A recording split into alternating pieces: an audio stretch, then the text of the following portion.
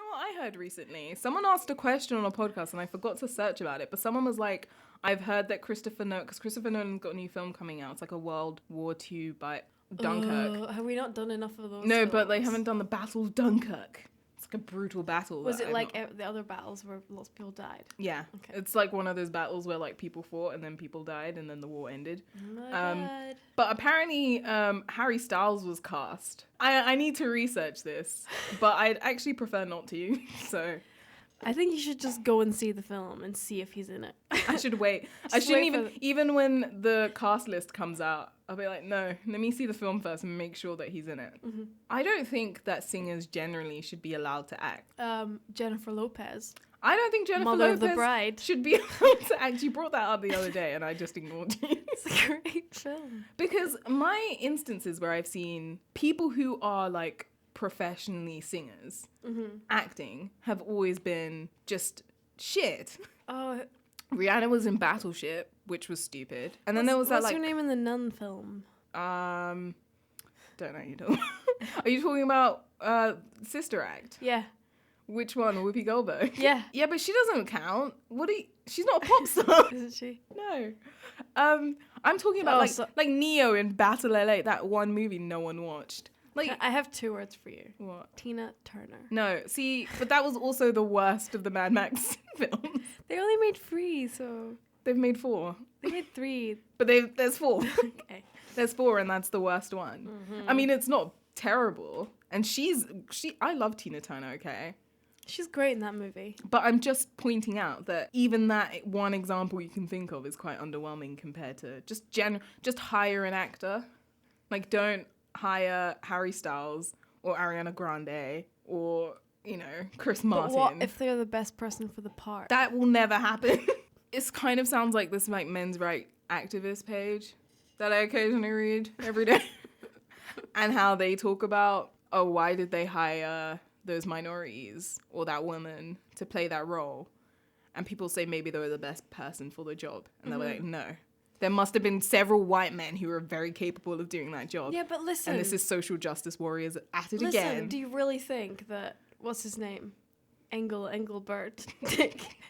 I love how his name is getting even more deformed. Ansel Engelbert. No, his actual name is Ansel Elgort or something. Elgort. Okay. Ansel Engelbert is not the best person for the part of young Han Solo. How did we get here?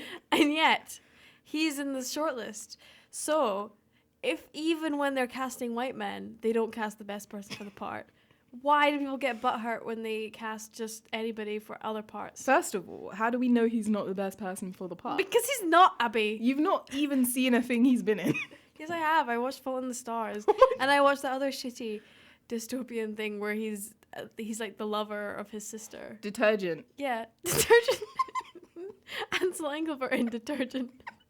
Okay, I've seen him act, and he has like awkward charisma, which is not good.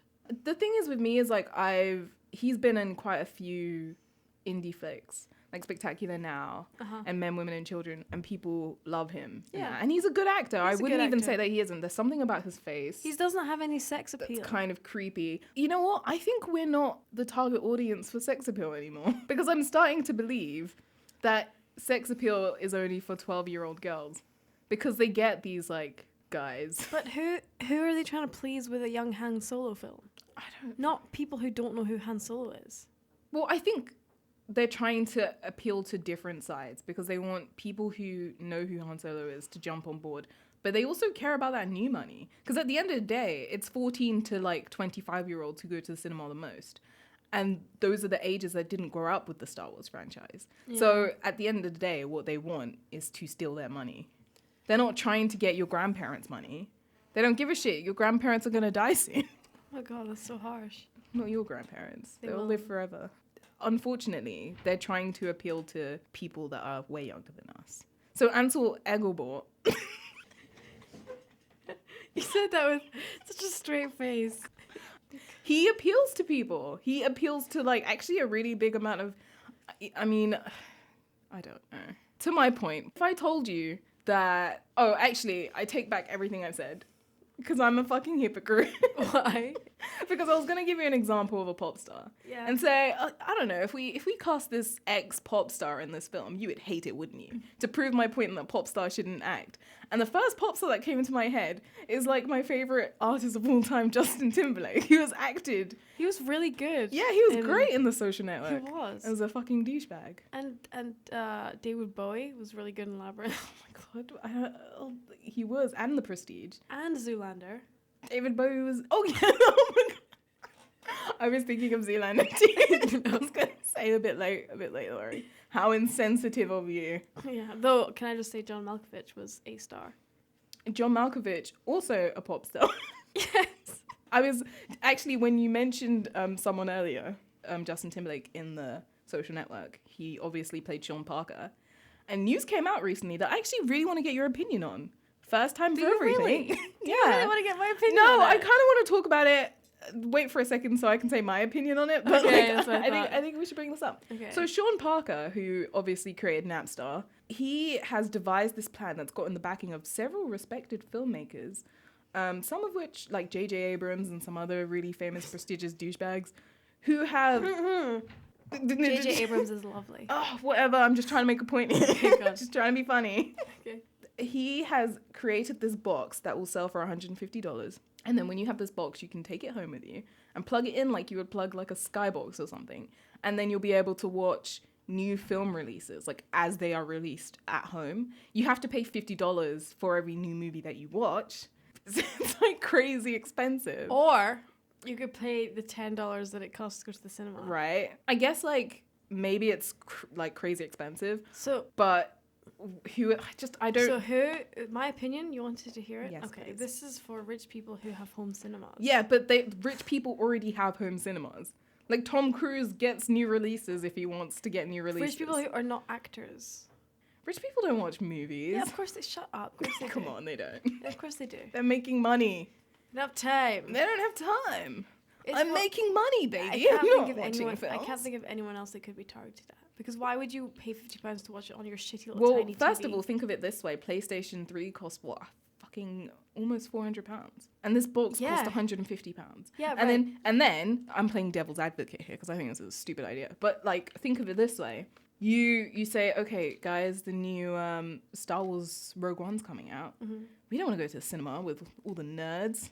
The fucking lightsabers flying in the air So you and could pay fucking 50 children. quid for 2 hours what worth we're, of content. So what we're gonna fucking do, right, is on the day it comes out, we're gonna come by my place, bring your own drinks, everyone pays me £10, and we all fucking watch Star Wars at my house. And then I'm making a fucking profit. I just realized this is going to give rise to so many bootleg cinemas.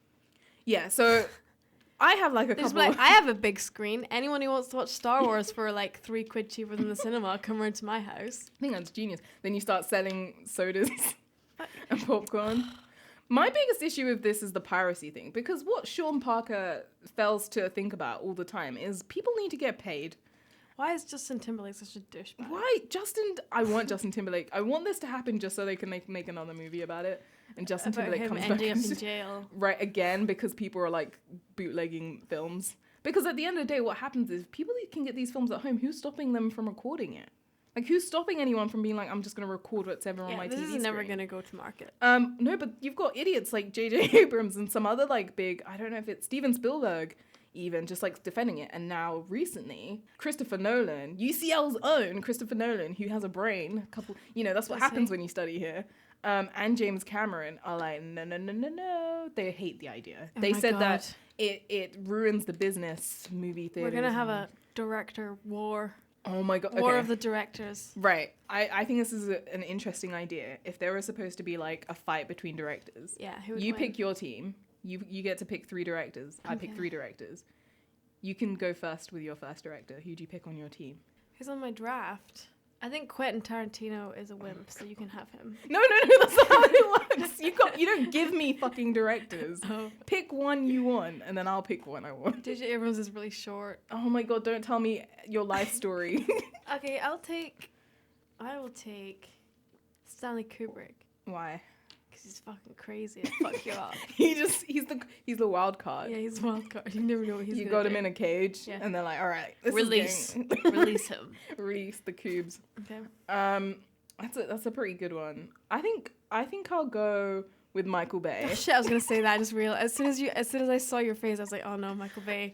Because obviously he's got his Transformer friends. But more importantly, the guy's a fucking nut. And he dreams in explosions. He literally just has to look at you and you'll blow up into pieces. He knows how to make a show as well. It'll be pretty interesting. Okay, the Coen brothers. Oh my god. There's 2 for 1. Well. They're pretty young. They have some fight left in them. Okay. I take your Coen brothers and I raise you some Russo brothers. Because they're also pretty young. Yeah.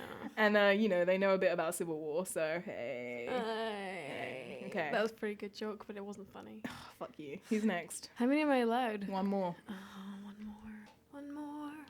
Do I want to go with pure mass, or do I want to go with, like, fast, like dodging punches? I don't have, like, a tank, so I'm going to go for Alfred Hitchcock Ooh. for my tank. Because he's huge. He could take a lot of damage. He just stands in front and takes all of the explosions, right. Sacrifices himself. Absorbs them into his girth. He just gets bigger and bigger. That's a good one. I guess I need someone who's Dream gonna... team.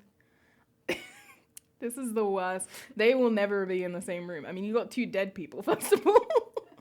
At least all of mine are alive. Okay, yeah, I think I need someone who's gonna, you know, I think that's a good reasoning. So for that, I'm gonna bring on Guillermo del Toro. Oh my god, no, he's even bigger. Why didn't I think of that?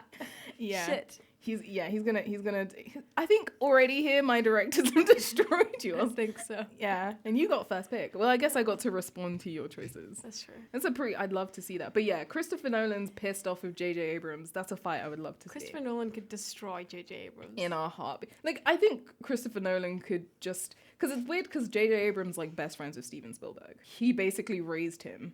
Yeah. So wouldn't it be interesting to see someone as respected as J.J. Abrams In a fight. in a fight with someone as respected as Christopher Nolan?